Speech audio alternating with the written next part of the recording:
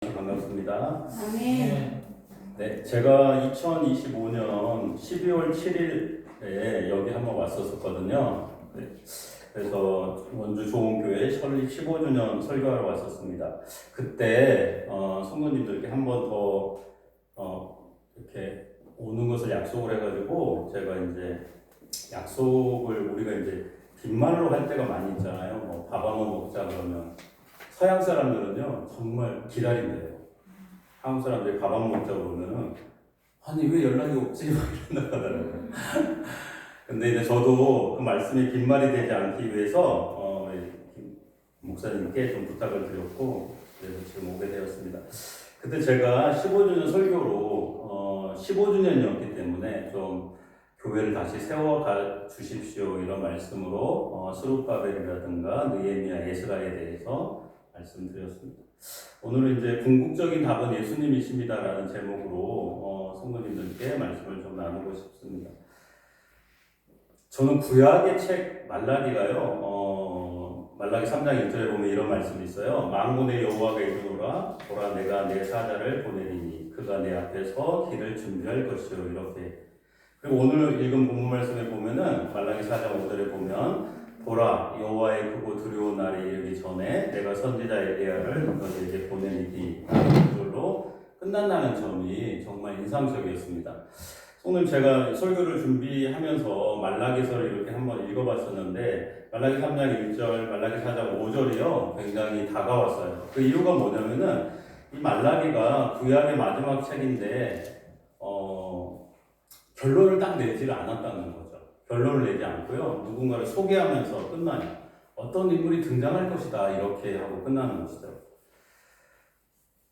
그런데 우리가 아는 것처럼 구약 성경은요. 창세기부터 사실 누군가에 대해서 얘기를 하고 있어요. 성도님, 성경 한번 찾아볼까요? 성경 창세기 3장 15절 말씀 한번 보시고 창세기 3장 15절에 보면요 이런 말씀이 있어요. 제가 한번 읽어보겠습니다. 내가 너로 여자와 원수가 되게 하고 내 후손도 여자의 후손과 원수가 되게 하리니 여자의 후손은 내 머리를 상하게 할 것이요 너는 그의 발꿈치를 상하게 할 것이니라 하시고. 이 하나님께서 뱀에게 한 말이에요. 거기에 보면은 어떤 사람이 등장할 것이다. 그 사람은 여자의 후손이다. 이렇게 얘기를 하는 거죠. 그러니까 사실은 성도님, 성경이요. 창세기부터 사실은 누군가에 대해서 얘기를 하고 있는 거예요. 누가 등장할 것이다. 창세기 3장 15절을요. 우리는 뭐라고 부르냐면은 원복음이라고 그래요. 무슨 말이냐면은 최초로 복음이 선포되었다 이런 뜻이에요. 복음은 예수님에 관한 말씀이거든요. 그런데 최초로 예수님에 관한 말씀이 선포되었다. 그래서 창세기 3장 15절을 원복음이라고 합니다. 무슨 말이냐? 창세기 3장 15절이 예수님에 관한 말씀이라는 거죠. 우리 권사님들, 집사님들 드라마 좋아하시죠? 드라마 보면은 마지막 편을 한번 생각해 보세요. 마지막 편 보면 범인이 딱 등장하려고 하거든요. 근데 딱 끝나버리는 거예요. 범인이 너무 궁금하죠. 그러면 그 다음 편을 옛날 같으면 일주일을 더 기다려야 됐었죠. 이게 얘기하면서 누가 범인인지 막 이러면서 일주일을 버텼는데 지금은 뭐 금방 바로 그냥. 제가 작년에 넷플릭스에서 흑백 요리사라는 걸 봤어요. 결심을 했죠. 오랜만에 보는 프로그램이니까 하루에 한 편만 봐야 되겠다. 시간이 아깝잖아요. 그래서 하루에 한 편만 보기로 딱 제 스스로 약속을 하고 흑백 요리사 넷플릭스에서 봤는데 어떻게 그때 끝날까요?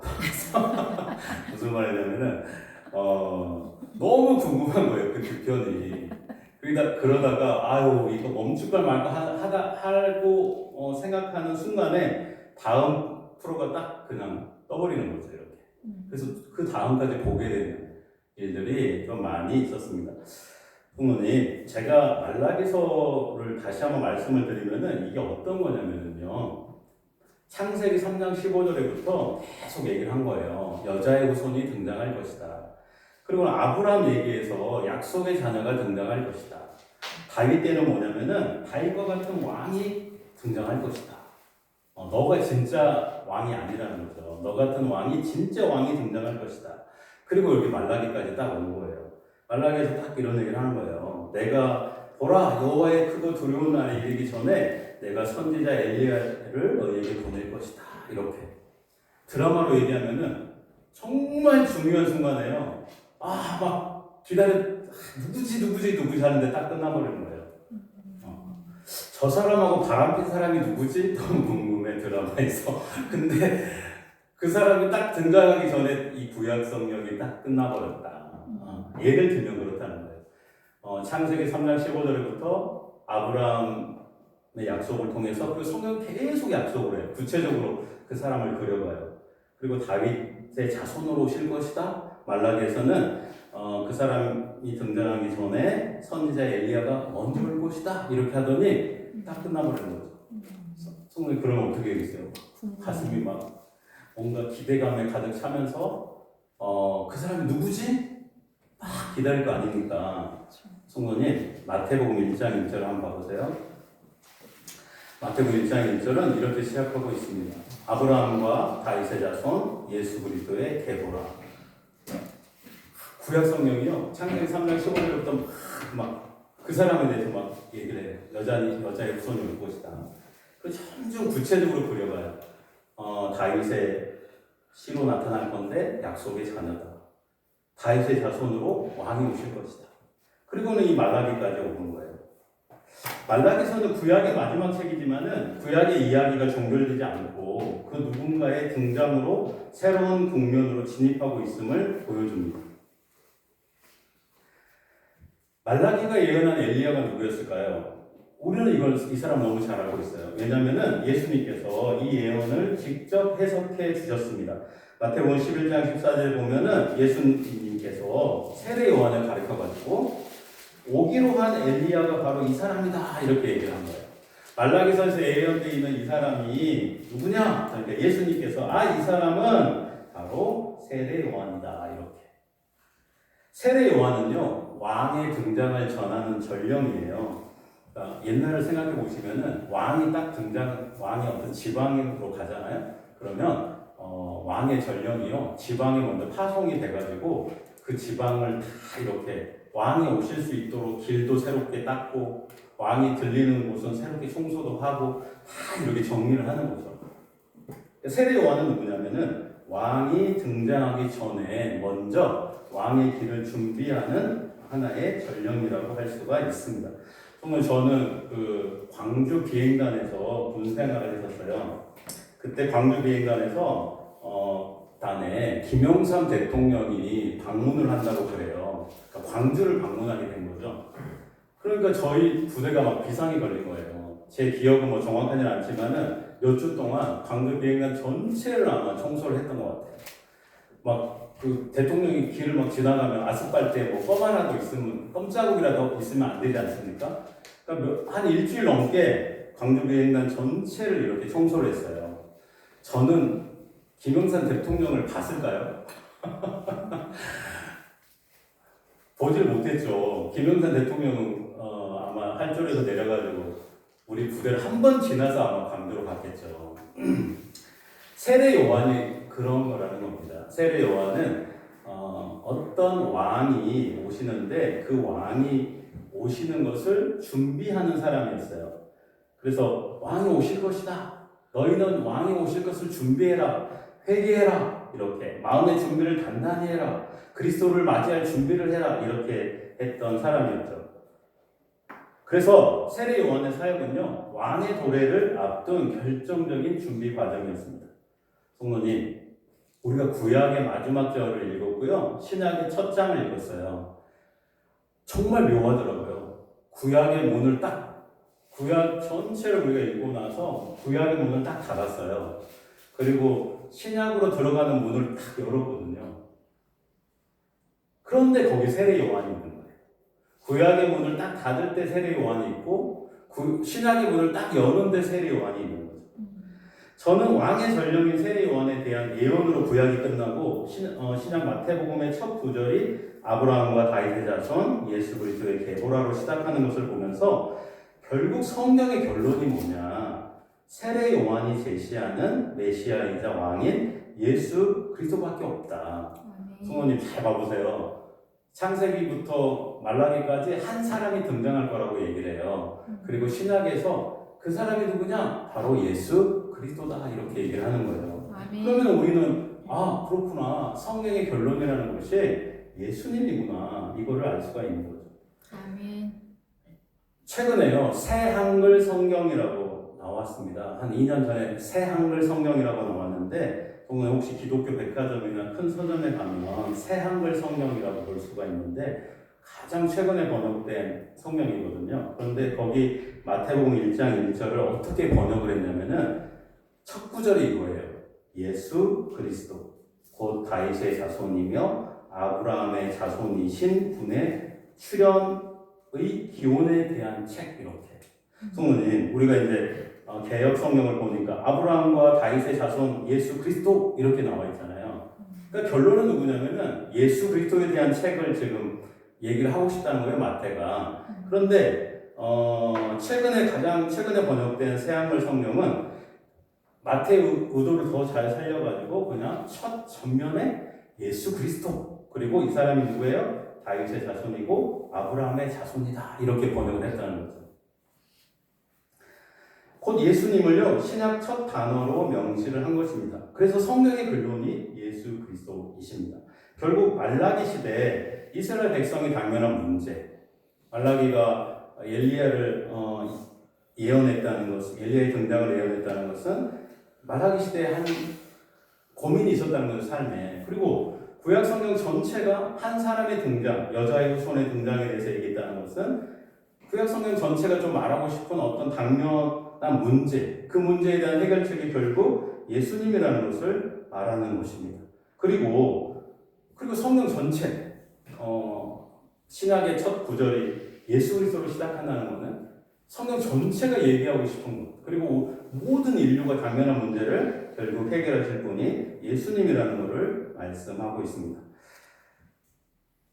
그런데요, 우리 안에 더 실존적인 문제가 저는 남아있다고 생각합니다. 그것은 뭐냐면은, 우리에게 예수님이 누구신가라는 거예요. 성경은, 인류의 모든 문제를 예수님께서 해결하신 유일한 답이십니다. 이렇게 얘기를 했는데, 그 질문이, 그 답이 여러분이나 저에게는 어떻게 다가오냐, 그 말이죠. 오늘 정말 예수님께서 여러분의 삶에 정말 궁극적인 답이라고 생각하십니까? 아니면은 나 예수님 없어도 좀 살만한데 이렇게 생각하냐는 거죠. 저희가 이제 당면한 문제들이 있습니다. 저는 일단 경제적인 궁핍함을 좀 말하고 싶어요. 잠깐 부유하고 안전하다고 느껴도 우리는 정말 한순간에 궁핍해질 수가 있습니다. 저는 우리 김 목사님하고 청년 때 서울에서 한 교회에 지냈는데 정말 김 목사님 힘들게 사셨거든요. 저도 물론 마찬가지였죠. 그러니까 뭐냐면 그때 집이 없어가지고 교회에서 살았던 것 같아요. 제 기억이. 김 목사님이 저보다 더 오래 머물렀던 것 같아요. 교회에서. 그러니까 얼마나 힘들게 사셨겠어요. 정말 궁핍한 상황이었죠. 제가 이제 대학원에서 공부를 했는데 우리 아내가 가끔 그런 얘기를 해요. 당신은 대학원 다닐 때 옷 한 벌 입고 다녔다는 거야, 저보다. 그래서 어떤 옷이었어? 그러니까 그 갈색 옷인데 여기 목티 같은 옷을 제가 늘 입고 다녀가지고 좀 수십 년이 지났는데도 그 목티가 기억이 난다는 거예요. 우리 아내 하고 싶은 말이 뭐겠어요?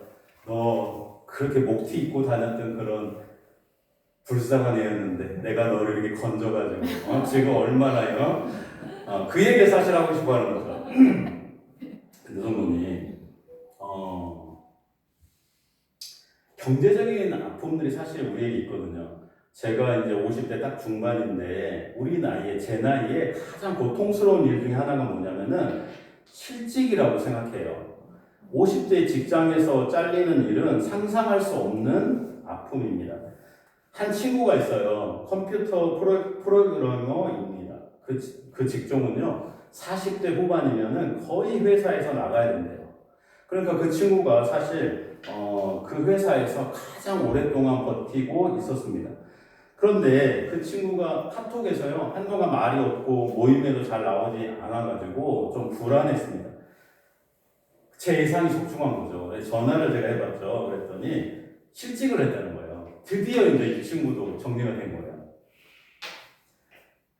이런 생각이 들어요. 우리 나이에 실직을 하면 도대체 어떤 걸까? 성도님, 우리가 식당에 가면은 그 바람으로 너무 풍선이죠. 풍선이 확 춤을 추지 않습니까? 한순간에 바람이 빠지는 것. 딱 그게 우리 나이 때 실직하는 것입니다. 그 친구가 그래요. 자기 2달 동안 쉬었다고. 앞으로 또 몇 월 쉴 줄 알 수가 없죠. 근데 그 다음 모임에 그 친구가 나왔어요. 얼굴에 생기가 돌고요. 어깨에 힘이 확 들어가 있더라고요. 무슨 변화가 있었냐? 재취업을 한 거죠. 그러니까 이 취업이라는 것이 그 친구의 삶을 완전히 이렇게 바꾸는 것. 경제적인 것들이 사실 우리의 큰 문제가 됩니다. 저는 그런데요, 경제적인 부분에서도 예수님이 우리의 유일한 해답이라고 저는 생각합니다. 예수님은 유일한 답이십니다. 그분의 은혜가 없으면 우리는 한치도 나아갈 수가 없습니다. 그분은 하나님의 나라와 그의 의를 위해 일하는 자에게는 이 모든 것을 더하여 주시겠다고 말씀하셨습니다. 그분은 하나님이 우리 아버지 되시는데 뭐가 걱정이냐, 그렇게 우리에게 말씀해 주셨습니다. 우리는 경제적인 문제뿐만 아니라 온갖 질병에 또 노출되어 있어요. 성경을 보면요, 질병으로 고통받는 사람들이 예수님께로 나오는 것을 우리가 알 수가 있습니다. 마태복음 9장 18절부터 26절을 보면은 인간이 당면하는 절대적인 고통을 겪고 있는 두 사람이 나와요. 한 사람은요, 12년 동안 유출병, 출혈병에 걸려 있었던 여인입니다.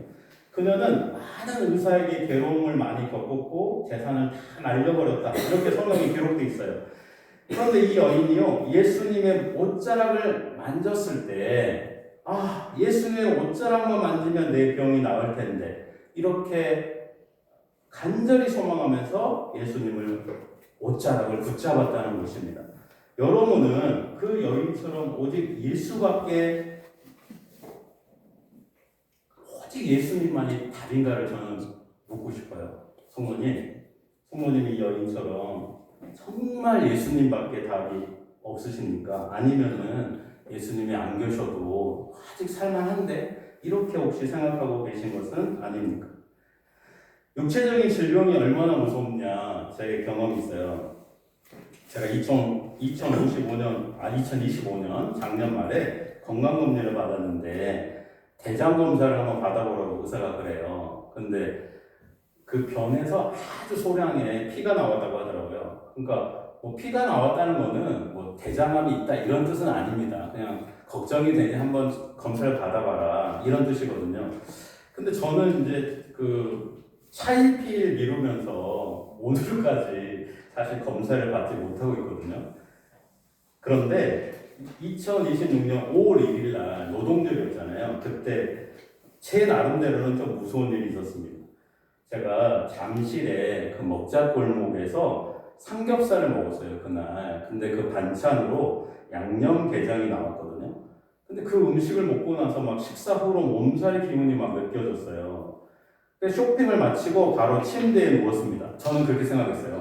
피로가 드디어 터지는구나, 그렇게 생각했거든요. 그런데 웬걸 갑자기 구토와 막 설사가 시작이 되는 거예요. 그런데 우리가 한번 토해봤잖아요. 그러면 토해보면 좀 느낌이 있지 않습니까? 근데 그날은 검은색 막 분비물이 막 나오는 거예요. 정확하게는 진한 갈색인데 제 눈에는 막 검은색 막 분비물이 막 나오는 것처럼 느껴질 정도로 너무 진한 갈색 막 분비물이 나오는 거죠. 막 설사가 막 터지는데, 설사도요, 그 검은색에 가까운 진한 갈색 막 설사가 막 터지는 거예요. 하루 온종일 막 설사를 했는데, 정말 그런 말 있지 않습니까? 엉덩이가 막 헐었다, 이렇게 막 표현할 정도로 심하게 설사를 반복하다가 그 다음날 동네 병원에 갔는데, 그 동네 병원도 이렇게 막 그때 다른 데는 좀 쉬고 있어가지고 그 동네 병원만 문을 열었기 때문에 간호사도 출근하지 않은 상태였거든요. 막 그러니까 검사를 제대로 할 수 없으니까 제 설명만 막 들어야 되는 거죠. 그러니까 제가 막 검은색, 갈색, 진한 갈색 막 분비물이 막 터지고요. 막 이렇게 하니까 의사도 막 놀라는 거예요. 아, 이거 심상치 않아 보이는데 그럼 저를 그렇게 누우라고 하더라고요. 침대에. 그러더니 막 이렇게 배를 막 눌러봐요. 누르면 통증이 있으면 이제 문제가 있는 건가 봐요. 막 배를 막 누르니까 설사가 또 터진 거 거기서. 그래서 화장실도 갔거든요. 그랬더니 의사가 그 변색깔을 보고는 괜찮다고 그러더라고요. 뭐냐면 자기는 이게 피일까 너무 걱정이 됐다는 거죠. 근데 피가 아니다. 그래 괜찮아질 것 같다 그러더라고요. 사실은 아무 일도 아니었어요. 그 하룻밤에 있었던 일은. 그런데 제가 느끼는 건 뭐냐면은 이게 혹시 대장과 관계된 그런 심각한 병이 아닐까? 저는 그런 걱정을 했다는 거죠. 그럼 우리가 그렇다는 거예요. 우리가 아무리 안전하다고 느껴도 그리고 의술이 너무 이렇게 발전돼 있어도 사실 병에 직면하는 우리의 어떤 심리적인 상태라는 거는 생각보다 무섭고 힘들다는 거죠. 이처럼 우리는 온갖 질병에 노출되어 있습니다. 저는 사랑하는 성도님께서 병들었을 때, 경제적인 어려움이 있었을 때 도대체 우리가 의지할 분이 누군가에 대해서 깊이 한번 생각해 보셨으면 좋겠습니다. 세상의 의료기술이 정말 발달했지만은 그럼에도 저는 예수님이 필요합니다. 예수님은 생명의 근원이십니다. 그분이 치료자이십니다. 예수님은 출혈병을 앓았던 여인에게 따라 내 믿음이 너를 구원하였다. 평안히 가거라. 그리고 병에서 벗어나 건강해져라. 마가복음 5장 34절에서 말씀하셨습니다. 또 예수님은요, 말씀으로 귀신을 쫓아내셨고 앓고 있던 모든 사람을 고쳐주셨습니다.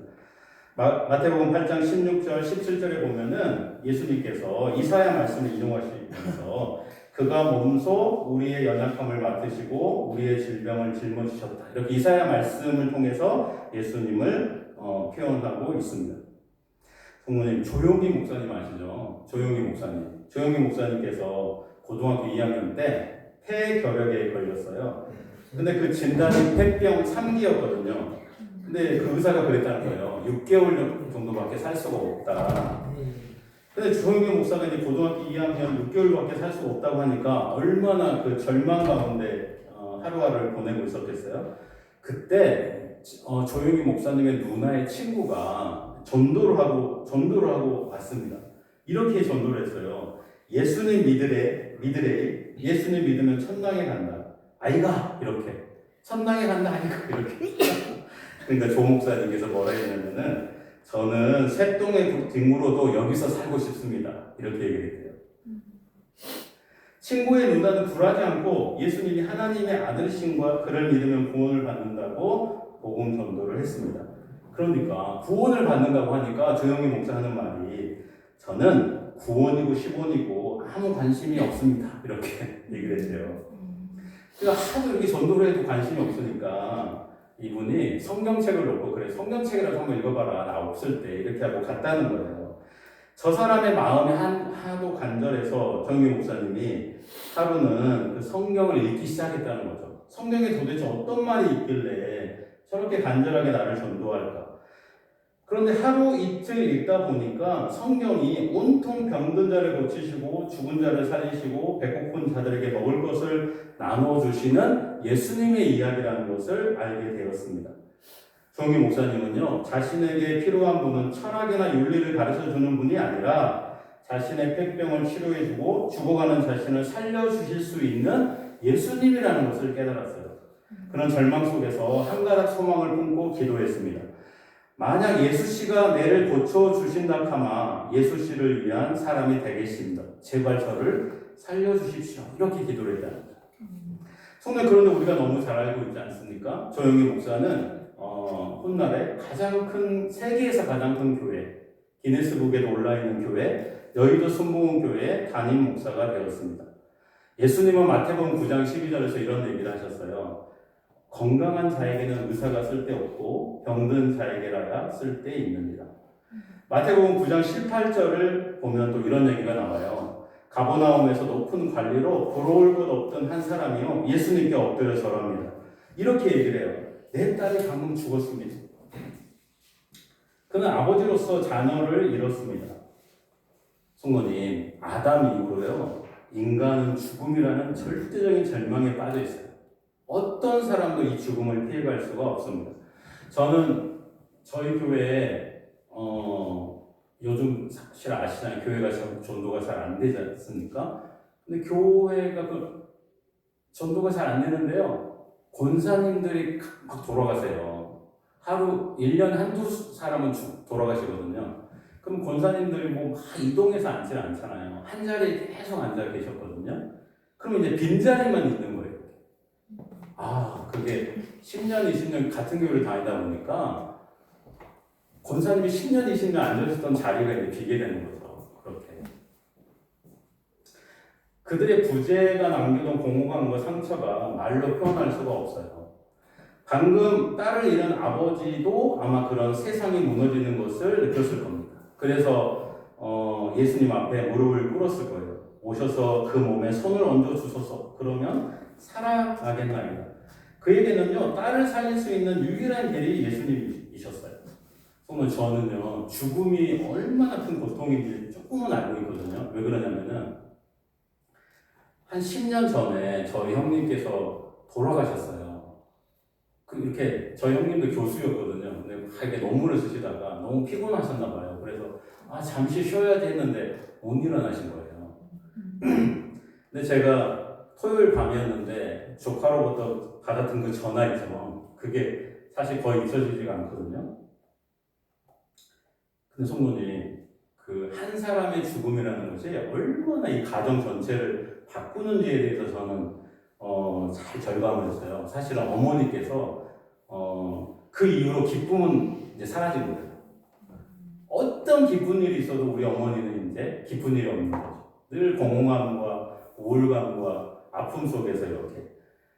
그리고 저도 느꼈어요. 우리 가정은 형님이 계시지 않음으로 인해서 이전으로는 절대 돌아갈 수 없다는 것을 저는 알게 되었습니다. 그리고 그 아픔은 지금도 계속되고 있어요. 이렇게 보이진 않지만은 전반적인 그런 고통과 아픔이 계속되고 있습니다. 성도님, 자녀를 먼저 저 세상에 보낸다는 것이 부모들에게는 얼마나 큰 고통인지 저는 어머니를 통해서 절감했습니다. 성도님, 그런데 사실은 우리가 그런 죽음이라는 것을 숙명처럼 안고 있어요. 가버나움의 이 높은 관리는요, 딸의 죽음에 예수님만의 유일한 답입을 경험했습니다. 여러분은 어떻습니까? 여러분에게는 아직도 예수님께서 유일한 답이십니까? 성경에서 그리고 저의 신앙생활에서 깨달은 하나의 진리가 있어요. 예수님의 은혜는 스스로 의롭다고 여기는 사람에게는요, 절대로 임하지 않는다는 것을 저는 성경에서도 삶에서도 좀 배웠습니다. 예수님께서 이렇게 말씀하셨어요. 건강한 사람에게는 의사가 필요 없다. 그런데 병든 사람에게 필요하다. 나는 의인을 부르러 온 것이 아니라 죄인을 부르러 왔다. 이렇게 마가복음 2장 17절에 말씀하셨습니다. 성도님, 우리가 예수님이 지금 내게 정말 필요한가, 필요하지 않은가는 사실은 어떤 상황 속에서 우리가 인식을 할 수 있냐면은 내가 있잖아요. 내 상황에 대해서, 내 영혼에 대해서 나는 정말 죽을 수밖에 없는 죄인이구나. 나는 정말 병들었고 예수님께서 나를 구원해 주시지 않으면은 나는 살아날 수가 없구나. 이런 사람에게만 예수님의 구원이 임하는 것이고 그런 사람만이 절대적으로 예수님께서 우리 삶의 궁극적인 답이라는 것을 믿게 된다는 것입니다. 세례 요한은 예수님을 세상 죄를 지고 가는 하나님의 어린 양이라고 불렀어요. 이게 뭐냐면은 세상 죄를 지고 가는 하나님의 어린 양이 예수님입니다. 세례 요한이 그렇게 얘기를 했다는 거죠. 그 얘기는 뭐냐면은 우리 인간 실존에 우리의 가장 많은 문제들에 제가 경제적인 문제도 얘기했고 어떤 병듦에 대해서도 죽음에 대해서도 많은 문제를 얘기했는데 사실은 우리가 안고 있는 가장 근본적인 문제가 죄라는 것입니다. 세상 죄를 지고 가는 하나님의 어린 양.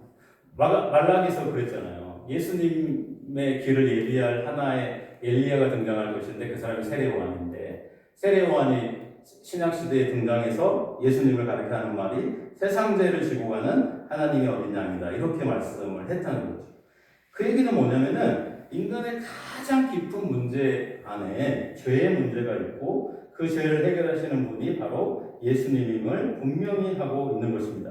이것은 인간의 문제를 하나님과의 단절로 보고 그 단절을 제거하는 존재로서 예수님을 이해하는 관점입니다. 따라서 예수님은 그 문제를 실제로 짊어지고 제거하시는 분으로 궁극적인 답입니다.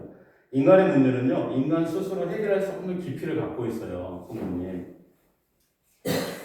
그 해결은 오직 하나님께서 보내신 예수 그리스도를 통해서만 가능합니다.